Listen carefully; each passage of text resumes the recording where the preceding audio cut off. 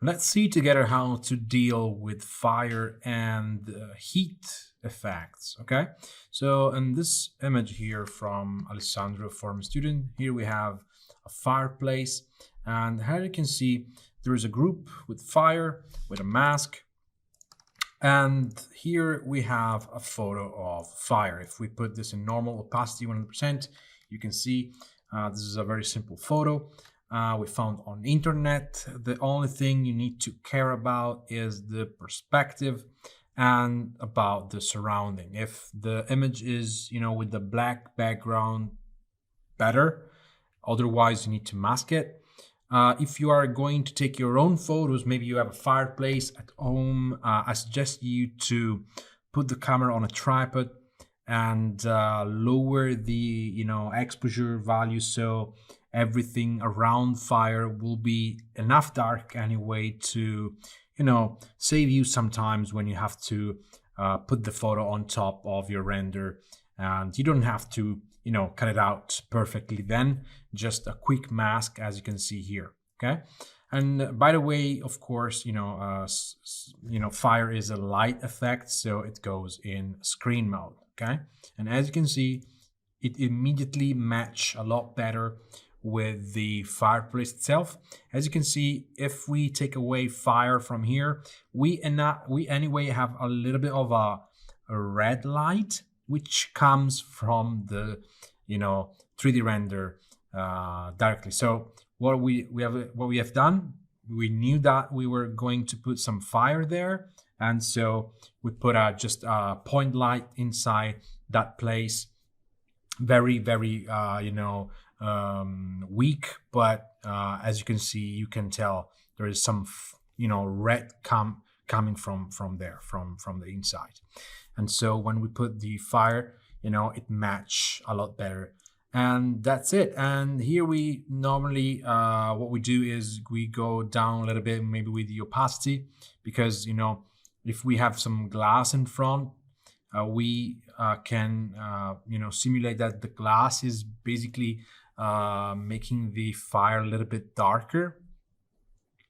And as you can see, we have the reflection. The reflection is still is still visible, because fire is in screen mode, so you can see through. There is a little bit of an adjustment here, you see, to make the fire a little less overexposed. So we play a little bit with the hue, with the saturation, with lightness.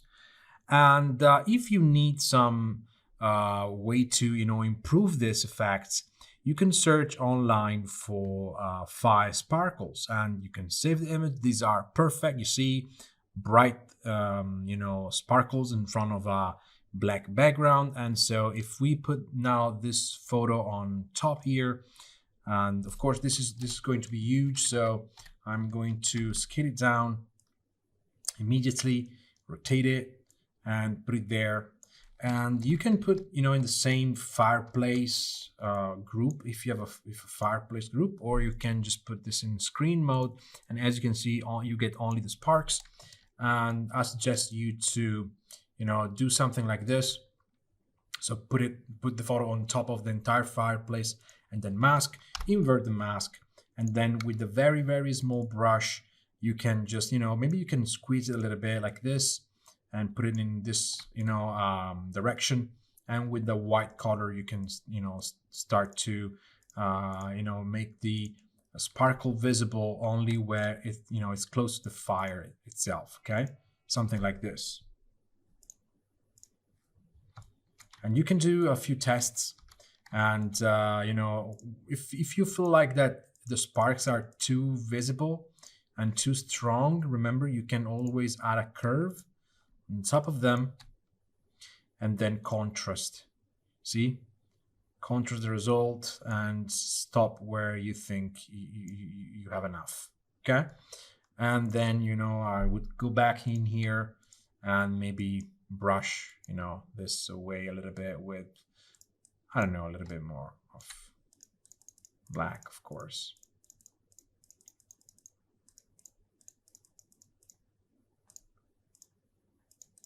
Okay, and you can do this over and over. Another effect that you can get when it's about, heat, and this happens on the outside mainly, is mirages. And this is not about, we're not talking about hallucinations. Mirage is actually something that exists, and it's because of the refraction of the light that bend, and it produced this kind of a, I would say, vertical reflection of the horizon.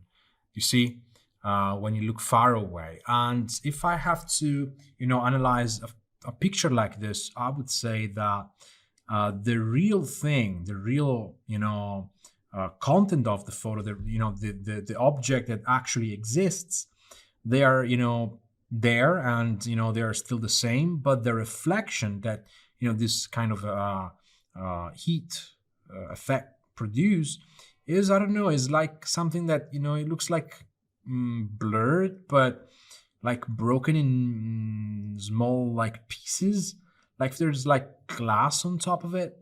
And as you can see, is a perfect reflection. Is like it's like if we have water or oil on the surface, but actually is because of the is it's happening because of the heat. And if I look at the image a little bit better, I can tell that there's this kind of distortion, this kind of crystallized distortion is not present on the top here or at the bottom. So it's only here, from, I would say, the horizon to this small patch, this small like line, horizontal line. So what can we do? I have here a photo I found on our art drives, and here you can see kind of the effect that we can have. I mean, this is very strange, this is very weird to do, but I'm thinking about a project we had in Dubai, and we did this on the image, and it will was a nice idea, different from the usual thing you can see. So what to do? You can duplicate the original render or the photo you're using on the background, and you press Ctrl T, and then you right click and flip, or flip vertical, and so you get the image flipped like this, and then you add a mask, and then you invert the mask, because the first thing you need to do is to take a brush, squeeze it like this, and start painting horizontally. And you want a very, very small brush. I don't know, I'm going to create this here the effect, so I'm painting white this area, and I'm helping myself pressing shift on the keyboard so I can make perfect you see, horizontal lines. Now it doesn't really matter the type of line you're creating. Okay, I will go 100%. You see, the only thing that matters is you can make like different I would say thickness in this kind of lines. See, even they're not perfect, it doesn't matter, because in the end you will unlink the content of the layer from the mask, and then you select the mask, you press Ctrl T, and you can scale it down these lines as you want, with a shift or without, anyway, and you place them exactly where you want it, and then you press OK, you press enter, and that's it. And now you select the content, and with a shift you can scroll the content up and down, and as you can see, you get something weird like that. And you can continue to paint on this mask. Once you're happy, what you do is this: you Ctrl Alt Shift E to get one layer only, and then you select this area. Okay, you select just this area, and then you feather. So the selection. So you right click and feather for, I don't know, a few pixels. And so this selection is not perfect anymore. It's kind of a blurred selection. And then you go with filter, and then you go to pixelate, crystallize, and then here you can choose an amount, you see, and you can get basically something like a mosaic. But if you go for a value like 3, 4, it depends on the size of your image, of course. And then you press OK, and then you filter, blur, Gaussian blur, and you blur this a little bit, just in order to avoid the visibility of this very sharp squares, I would say. And then you get the effects, and you can go along with the rest of the post-production. Okay, Remember that if you have very warm or hot areas, also a small trick that they normally use on TV series, is to change the LUT, the overall look of your images. So if you want, you try, you can go for a color lookup, and then you can pick edgy amber, and everything will look extremely yellow. Okay, and you can cut this out from the sky, for example, or you can just go down. You see, with the opacity, you can play with different blending mode. I don't know, something like overlay, and just to get a little bit of those warm tones. It's a little bit more than, it's an idea. It's not really something that you are going to see and point out.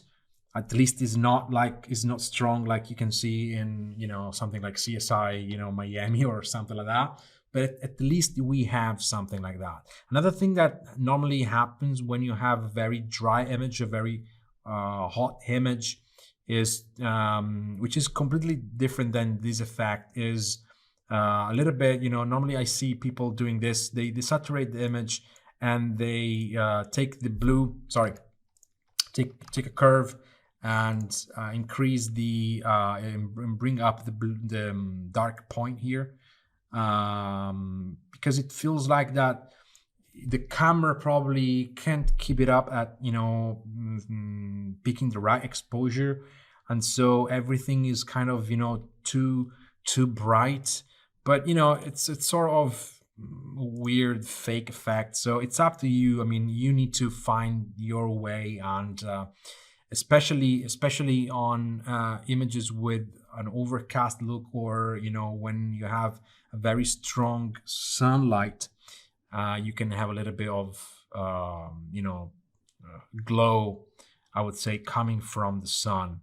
Okay, and all the white areas on the floor, like, I don't know, you have, I don't know, some pavements or some facade.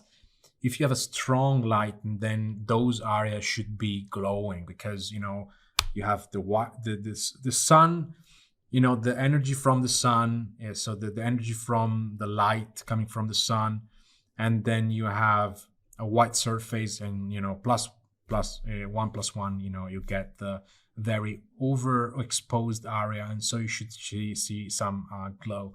But that's up to you. And these are crazy effects, I would say. I'm not used to do something like that. It's more common to have fire like this. And of course, you have, remember that when you had fire, is like having a very weak but crazy type of light, because it changes shape every moment. And so you need to of course get a little bit of orangey, a little bit everywhere.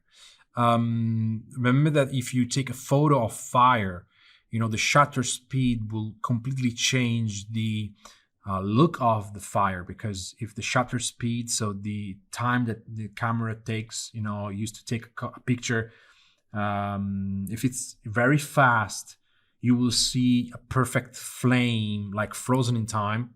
Okay. And if you have a long exposure, if you have a long, very low shutter speed, then you will see more something like this, which is, you can see the flame, but it's kind of blurred. So if you want to be very picky, you can go and search what kind of shutter speed you have used in the 3D render, and then put the same values in the camera when you take the photo of your fireplace, or your fire in, I don't know, wherever you have it.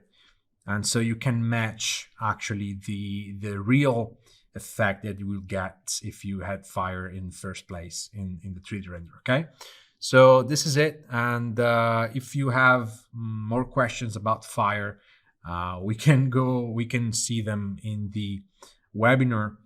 And that's it. You have the file. You can try now yourself. So go online, search for images of fire and fire sparks, and put it there.